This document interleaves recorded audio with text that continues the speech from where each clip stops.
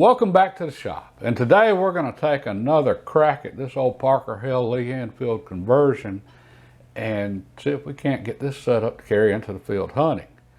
And I think this one's going to be especially interesting for a lot of you because there's a lot we can learn from these old rifles that helps us with all rifles and our new ones. And that's because the issues that we normally run into, the problems we run into with these old rifles and getting them back in proper working condition. Almost all of those problems are the result of poor maintenance through the years. So getting one back in proper working order, that teaches us the maintenance that needs to be done, how to do it, and it helps us understand why we need to do the things that we do to all rifles, and especially our new ones, to make sure they never get into such poor condition. Yeah, I think this one's going to be interesting. So let's dive into this. I found this old rifle after a lot of decades of looking for it. And I had hoped it was going to be really simple and just a matter of just clean it up, slap the scope on it that came with it, carry it to the range, zero it, and it's ready for hunting. Yeah, it didn't work out that way. And it rarely does on old rifles, and there's a lot we can run into on old rifles. And that's why so many of us, I think, avoid old rifles. And we just want to go get a new one. That way we don't have to wonder, how to fix problems. We don't want to be aggravated with the things we can run into. But here's the thing. Over time, I've learned that the things we run into on old rifles, we should know how to fix them. Because if we don't know how to, take care of an old rifle and get it back in proper working order, do we really understand how to take care of a new rifle? So these old rifles, they're a wonderful opportunity to learn on. Okay, and this one, I'd hoped it was going to be simple, and it just wasn't that simple, but that's okay. We got a chance to see what the issues are. I wasn't prepared the first time I started on this one. We're prepared this time. The first thing I was not expecting on this rifle was how rough the bore is on it. The outside of the rifle looks great, but the inside of this bore, it's pretty rough. And I started out cleaning the barrel on this rifle just like I would any new to me rifle. And I just ran a wire brush with some solvent down through here and some patches, and I thought, okay, that will be good. Fortunately, we ran a bore scope through here afterwards and seeing just how rough it actually is. And all I did was knock back enough carbon to see that there was some pitting and things going on in this barrel. And yeah, it is in bad condition. Well, what happened to this barrel? The reason it's in such bad shape is somebody not cleaning it in the past. Someone had used corrosive ammo in this rifle. And I say corrosive ammo. Surplus 303 British ammo. It used to be really cheap and really plentiful, and it's from countries all over the world because so many countries had used the 303 British cartridge as their standard service cartridge. So getting 303 surplus ammo was sort of like getting 7.62 by 39 ammo now. It's everywhere it's cheap. The problem is early 303 British ammo used cordite. Okay, and cordite is a smokeless, it's not even really a powder, it comes in long sticks, but it's not corrosive, but it is erosive. And so it doesn't dissolve steel like an acid or rust, but it will erode the steel. Sort of like sandblasting, I guess. And that could be what's going on inside this bore. Okay, just them using ammo cordite in it. But it didn't look to be what I saw on the bore scope. And this is getting past my pay grade. I'm learning some stuff here. It didn't look to be the result of erosive ammo. What I saw looked to be the result of corrosive, something going on. And my guess is somebody used some ammo with corrosive primers, which would not be a problem in the least, except for they didn't clean the barrel. And that's the thing, if you're going to use old, cheap, whatever ammo, you really got to clean your barrels. And they didn't. Okay, so in here, I don't know what's going on, erosive, corrosive, and either way, I just don't care. We're fixing to get all of this junk out of this barrel, and we're going to take this back down to steel, and we're going to get this where it's absolutely spotless. If you saw my video on the 3 levels of gun cleaning, this is going to be level 3 cleaning on this barrel. And I'll leave a link to that video in the description below, and it goes into more detail on the cleaning. But a level 3 cleaning is something, it's part of the routine maintenance of a rifle. It's just that it's needed so infrequently that most of us don't know how to do it or are not even aware of it. In the case of a hunting rifle, we may need to only do a level 3 cleaning once every decade or 2 decades, maybe more, depends on how many rounds are fired through it. And there's 2 reasons we clean the inside of a barrel. First is to maintain the steel. So just like we would wipe down the outside from time to time, well, every now and then we need to wipe down the inside. Second reason is to maintain the accuracy. So over time, copper fouling will build up inside of a barrel, and your groups will start to open up. Well, every now and then we need to go in and we need to knock that fouling back. Okay. Generally, for a hunting rifle, no more rounds than we usually fire through a hunting rifle. It can take decades for a hunting rifle to build up enough fouling that we really need to go in and do a serious cleaning. We're talking, a couple hundred rounds or so. And if you think about it, for a hunting rifle, that's a lot of rounds for a hunting rifle. We may go through, on a new hunting rifle, we may go through 20 rounds at the range, 0 in a scope. New scope, new rifle. So we might go through 20 rounds. Well, it's just starting to get enough fouling in it by 20 rounds to where it's actually starting to shoot good. Because for a hunting rifle, we generally want some copper fouling in the barrel. They're usually going to shoot better. All right. Well, then after that, after we get our scope zeroed, we might check our zero, once a year before season, couple shots, 3 shots for a group, and then we're hunting. So for big game hunting, 3, 4, 5 shots a season? All right. Well, it can literally take decades before it gets to the point of needing this type of cleaning, so something we don't do often. Now the bench rest guys, that's a different story. And the cleaning process we're going to do here, it comes from the bench rest guys. They want their barrels spotless, no fouling, down to steel. Then they know exactly how many fouling shots to shoot, and then they know exactly how many shots to shoot after that before they do this again. But keep in mind, they change barrels on their rifles like most of us change tires on our car.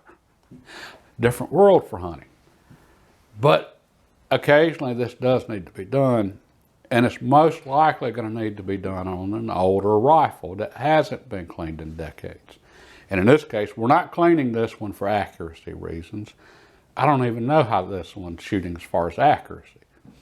But we do know how poorly this bore was maintained, and that it's got a lot of really bad stuff in it. So we're fixing to get it all out, and this is how you do it. The very first thing I want to do is soak this bore with penetrating oil. So I've got a jag, 30 caliber jag, and a patch here. Got some penetrating oil, and I've got a bore guide in just to help keep from making as big of a mess. And I am going to soak this in this penetrating oil. And I do mean soak it. I'm going to run this through here several times. I want to make sure it's drenched in this stuff.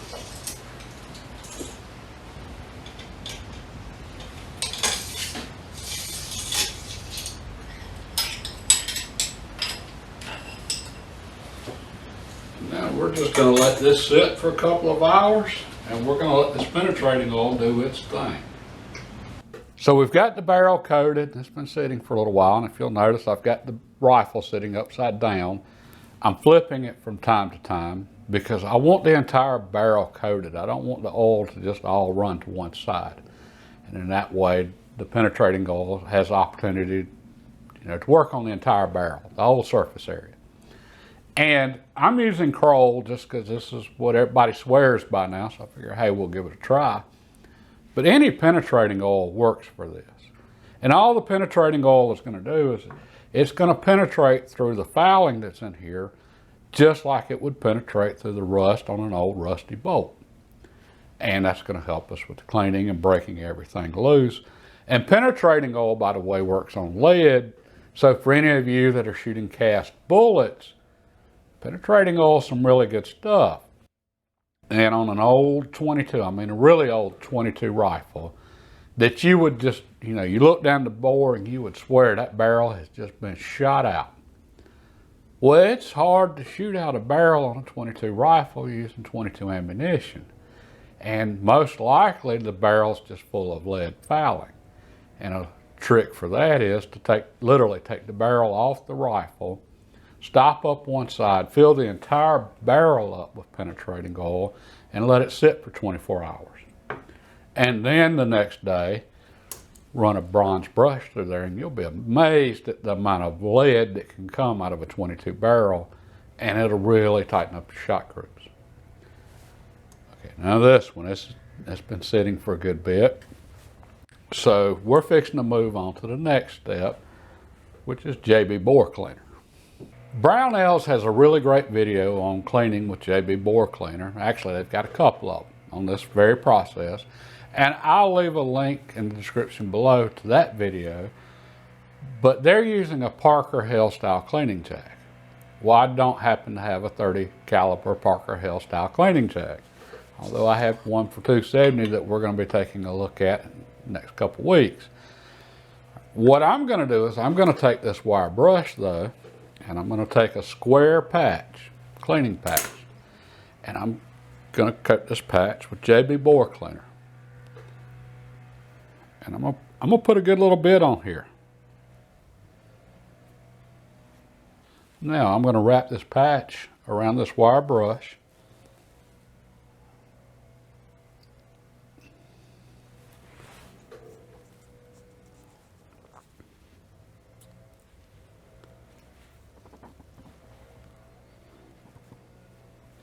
And now I'm going to coat the outside of this patch with some JB.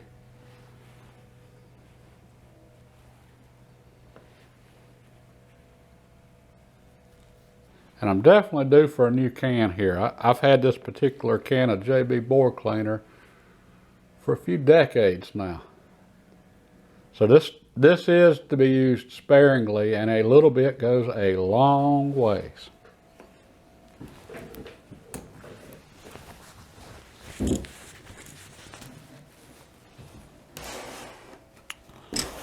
now I'm just going to run this through the barrel.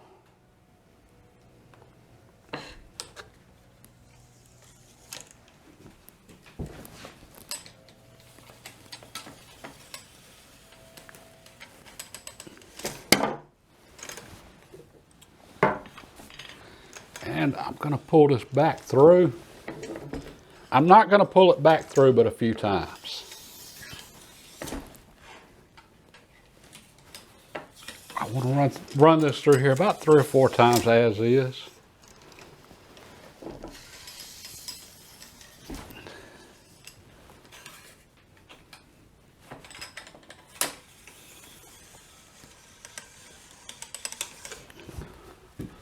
Now I want to take the brush off. I'm going to unscrew it. And what I'm going to do now is just reattach it. Run it through from just one direction 10 or 15 times.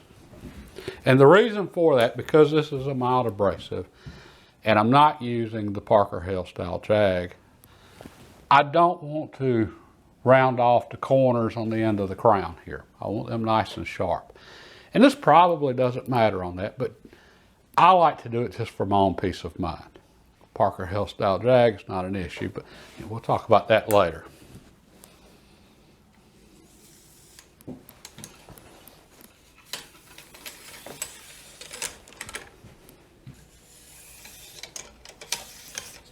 And we're going to call this one done with the JB. That's probably 15 strokes through there. So now we need to swap back to our jag, and we're going to need to run some hops through here to clean out all of the JB compound. Now I'm just going to keep running wet patches through here until they come out clean. And I've got I said hops number 9. We always called it hops here, but it's actually hoppies number 9. So this is just standard solvent. And again, I'm keep running this through till they come out clean. And then we'll go through with dry patches. Now I'm going to finish up with some dry patches. And anytime you clean a barrel, you always want to finish with dry patches. You don't want to leave oil or any liquids inside a barrel. Liquids do not compress. Air compresses, it's air compressors, but liquids do not compress. That's why hydraulic pumps work like they do and are so powerful. So having liquids inside of a bore is the equivalent of having chunks of steel inside of a bore. So you always finish up with dry patches.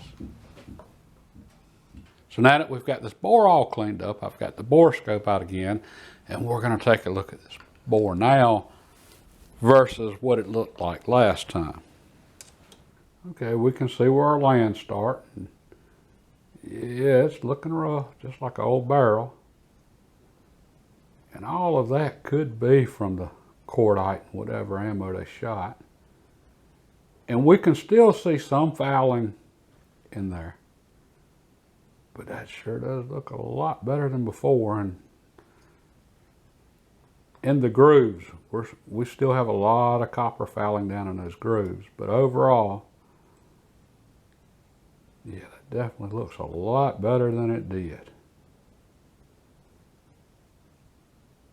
And a lot of that steel is not in as bad a shape as I thought. But it's going to get worse toward the end. And notice in the places we had the most pitting, we're still seeing a lot of copper fouling. And that's because the coppers are actually embedded in all those pores in the barrel. Yeah, definitely a lot of copper fouling left in those rougher areas.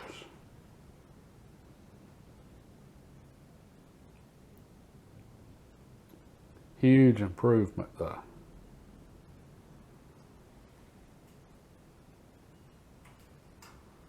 Yeah, we definitely have some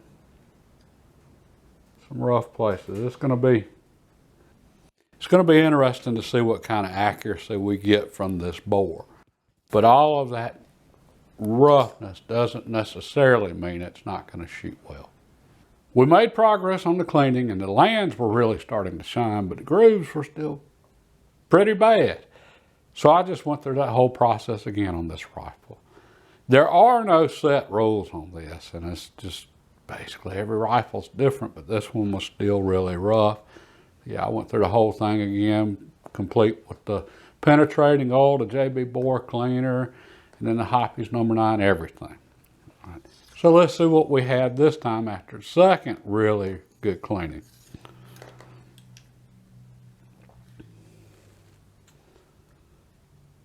Okay, we're starting into the bore.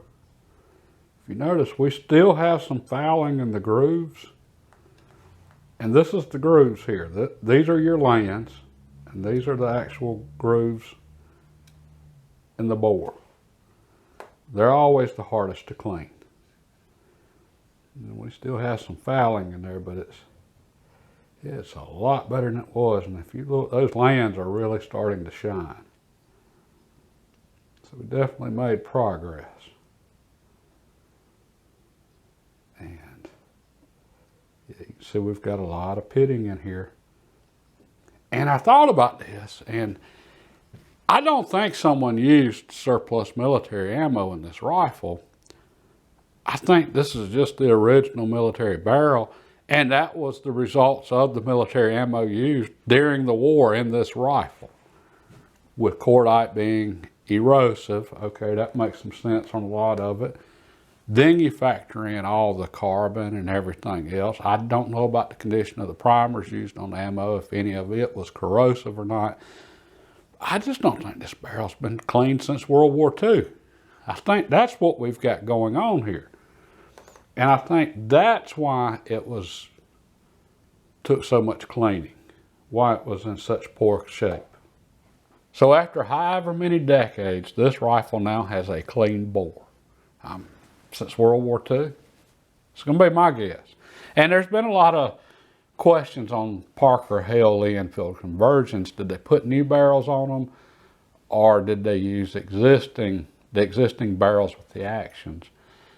And I'm going to say they used the original barrels as well, based on what we saw here. This barrel's rough, and it looks like it went through a world war. Pretty sure it did. Okay, so they just cut the barrel down on length, and they turned them to make them a smaller, thinner profile to lighten them up. And this rifle is extremely light, by the way. This rifle here is much lighter than a standard Lee Enfield. This is Winchester featherweight territory on weight.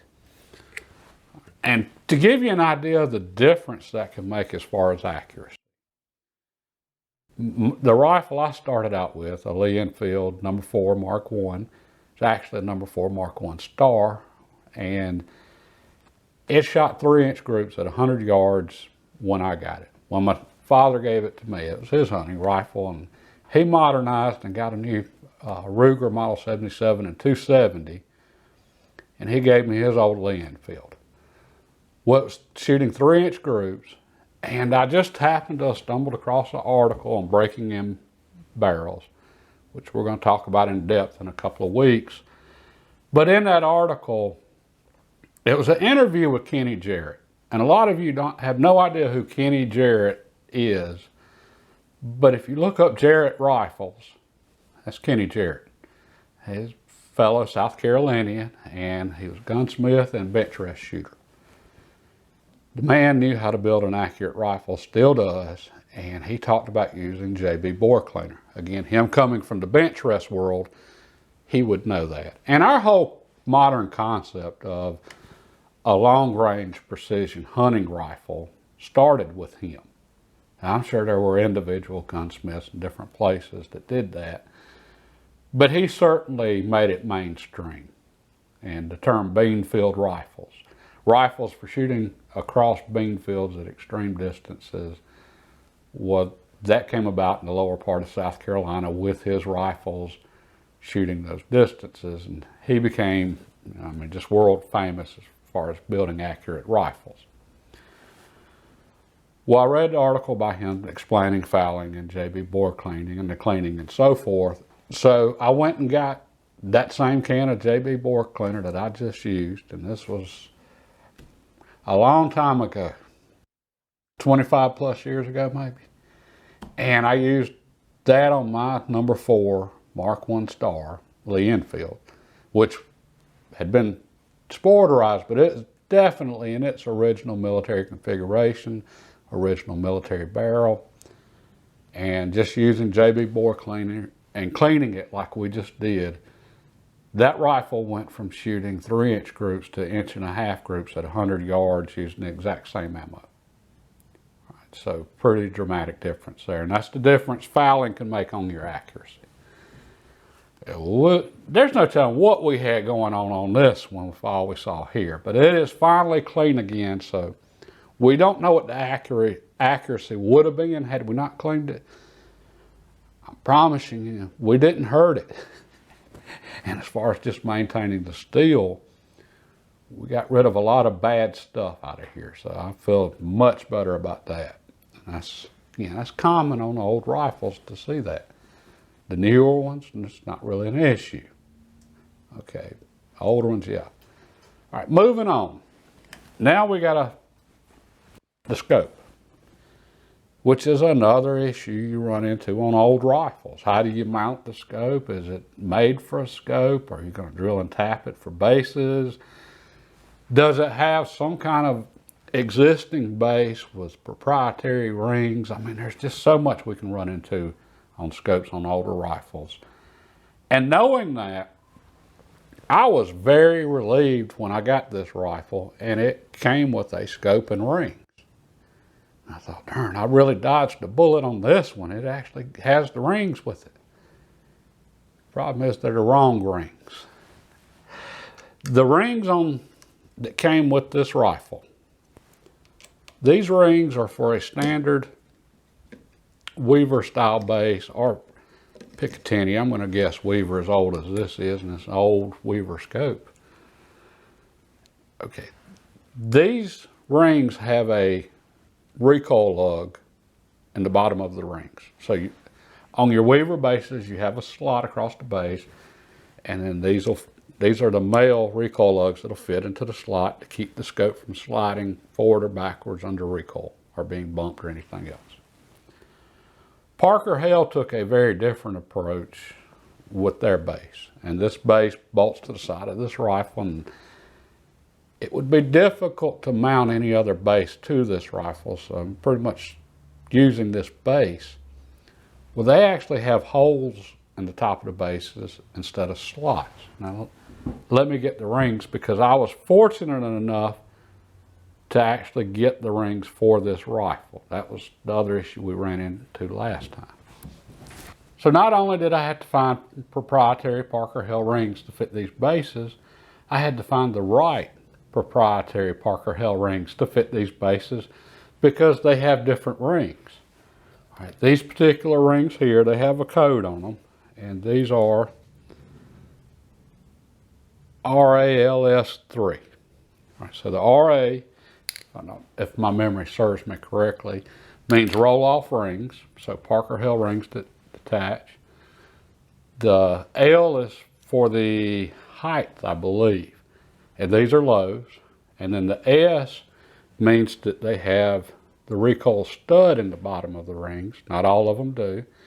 And the 3 is for the tube diameter of the scope, 3 being for 1 inch. There's some 4s on eBay right now, but they're for a 7/8 inch scope tube. I don't remember the last time I saw a 7/8 inch scope tube. So yeah, I got really lucky. I was very fortunate to find these on eBay. I could have been looking for these for years, literally. And it just so happens a gentleman in England had these posted, listed for sale. I stumbled across them at the right time, and we have rings. It took them a little while to get here with shipping being what it is, but we have them. So again, there's something else you can run into with old rifles, especially if you get into some of the German rifles that have really intricate detachable scopes. I'm talking old rifles here. Because remember, all this wasn't standardized if you go back far enough. So you get into an old German rifle that had with the detachable claw mounts. I mean, yeah, I don't know how interchangeable any of that stuff was, or if any of it was interchangeable. I'd hate to be looking for rings and trying to find out though. That's all I can say. But we do have the right rings here, and that's a good thing. And now we can go ahead and get these put on, and we can start to get a scope put on this rifle.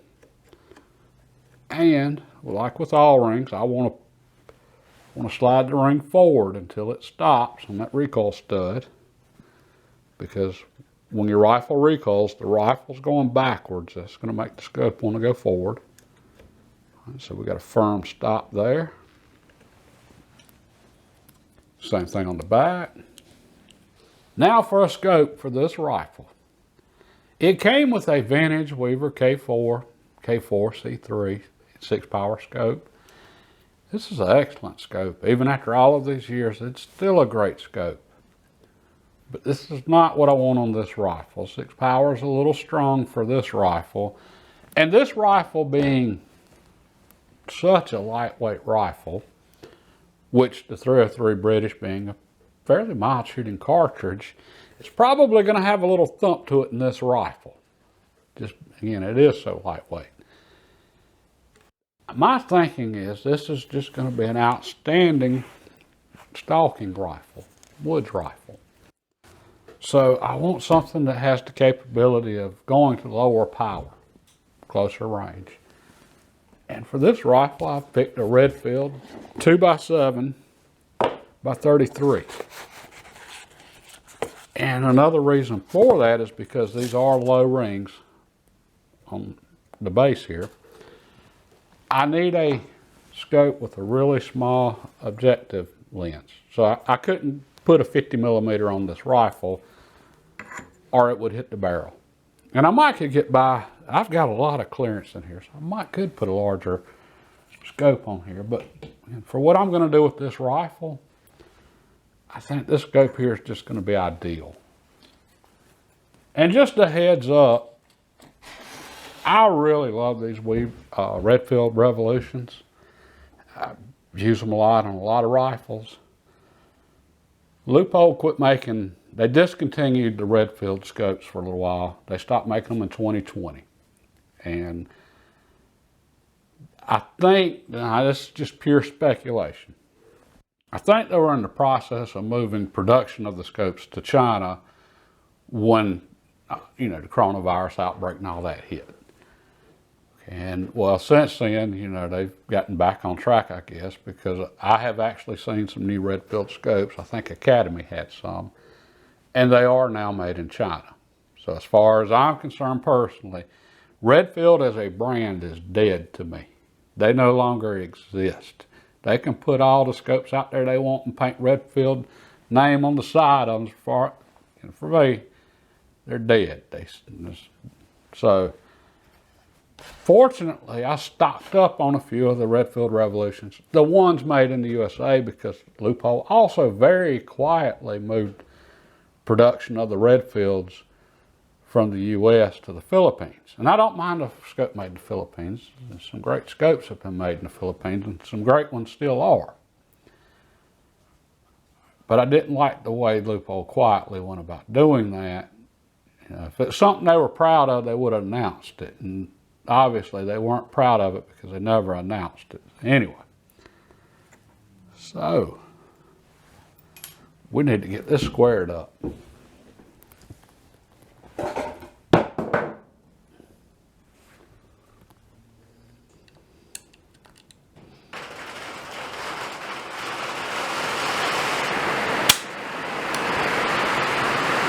Now this is one fine feeling rifle. This is nice. And I planned on us going to the range today to zero this rifle and see how it shoots. But I'm sure y'all can hear this rain coming down. Well, we're not getting to the range today. But this is a very good feeling to see this rifle back in proper working condition, between the maintenance we did to it, just cleaning it up and removing it from the stock when we first started setting this up, and then cleaning the bore today, getting the proper rings for the bases, getting the scope mounted. I think this is going to be just an absolutely outstanding rifle. Now, granted, we can run into issues setting up any rifle, but these old ones, you can't just go to Amazon and order new rings, so yeah, they are more challenging. But this sure is a good feeling to see a rifle like this back in proper working order, as it was meant to be. And this particular action and barrel, they were probably made in the early 1940s during World War II. So we're talking almost 80 years old. And then the rifle at some point in time was converted to a sporting rifle by Parker Hale. So from a weapon of war, a battle rifle owned by a nation state, it was converted to a hunting rifle to be owned by an individual and used for putting food on the table. So this rifle served multiple functions throughout its journey. And I'm just thankful that we're here to see this rifle in this stage of its journey, and it'll be interesting to see where it's at in another 80 years after I'm long gone. So I think this was my Christmas present, finding this rifle and finally getting it set up and getting it right and bringing y'all along for this. Well, this is my Christmas present to you. I hope you enjoyed it. God bless each and every one of you, and have a Merry Christmas.